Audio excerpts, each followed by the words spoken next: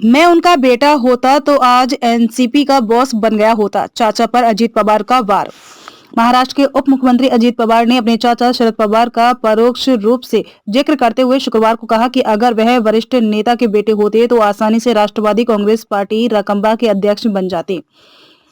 इस बयान पर शरद पवार के वफादार माने जाने वाले पूर्व राज्य मंत्री जितेंद्र आव्हाड ने कहा कि अजीत महाराष्ट्र की राजनीति में इतनी तेजी से नहीं उभर पाते अगर वह शरद पवार के भतीजे नहीं होते।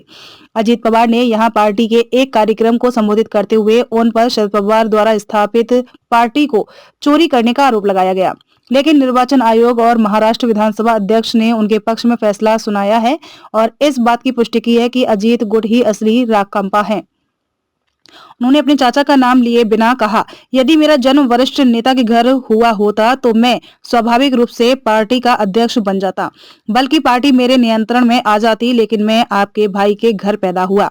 अजीत ने कहा कि समूचा परिवार उनके विरुद्ध है, किंतु पार्टी कार्यकर्ता उनके साथ हैं। उन्होंने कहा कि हमें निशाना बनाया गया, कहा गया है कि हमने यह फैसला भाजपा से हाथ मिलाने का सिर्फ अपने खिलाफ जांचों को रोकने के लिए लिया है।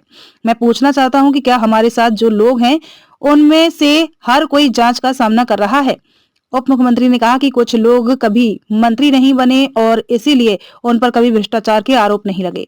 अजीत ने कहा, जब आप कभी मंत्री नहीं बने तो आपके खिलाफ भ्रष्टाचार के आरोप कैसे लगेंगे? मेरे पास राज्य की जिम्मेदारी थी, जो लोग काम करते हैं उन पर आरोप लगना तय है, जो लोग काम नहीं करते हैं उनका पाक साफ रहना तय है।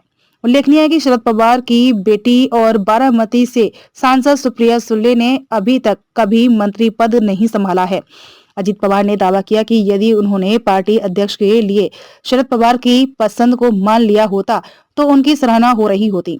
उन्होंने कहा, लेकिन मैं जब पार्टी का अध्यक्ष बन गया तो हमारे बारे में कहा गया कि हम किसी भी काम के नहीं हैं।